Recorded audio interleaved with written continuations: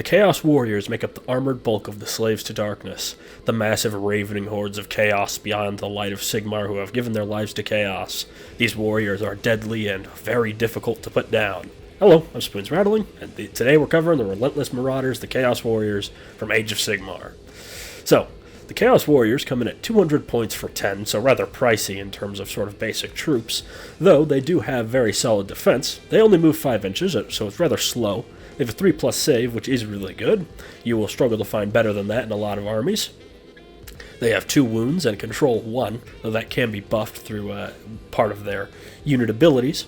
Of course, in terms of melee weapons, they have their rune-etched weapons, which have 2 attacks apiece. They hit on 3s and wound on 3s, so very consistent, as they don't really struggle against any particular targets, though the Rend 1 will slow them down against things like steam tanks from those pesky Sigmarites.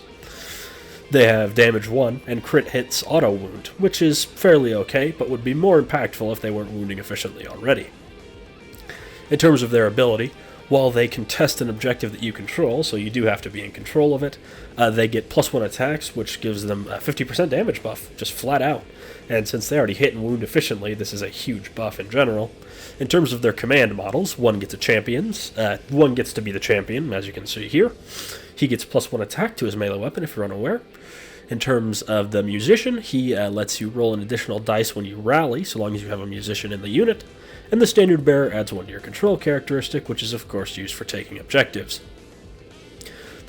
All 3 of these are of course must-brings. Rallying is very useful, and rolling an extra dice means you're much more likely to be able to resurrect these somewhat beefy models. Though of course, there's no reason to not bring them, they don't really cost you anything. And of course, having a champion is pretty much a necessity, just to increase their overall melee damage.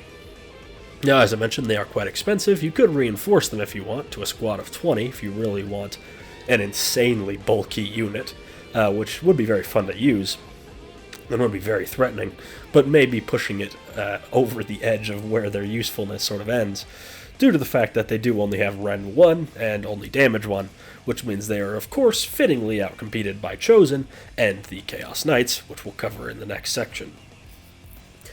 And of course, these guys are quite true to their lore. They're nasty fighters and they're tough. In terms of the marks of chaos, you're going to want to pick whichever one you want, of course. No, I'm kidding.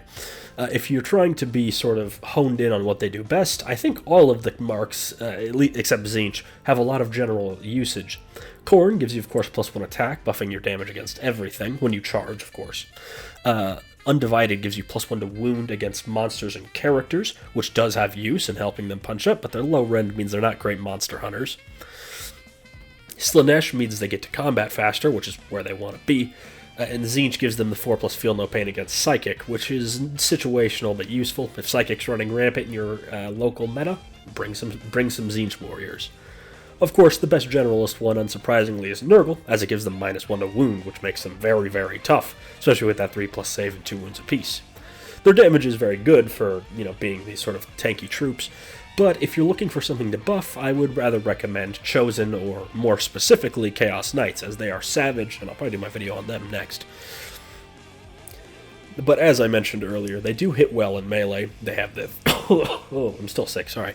They hit on 3s and wound on 3s, which is about as good as it gets outside of characters like Archaon and stuff like that. So these guys definitely are worth bringing to have some really good objective taking. They will be almost impossible to scrape off objectives with the Nurgle mark.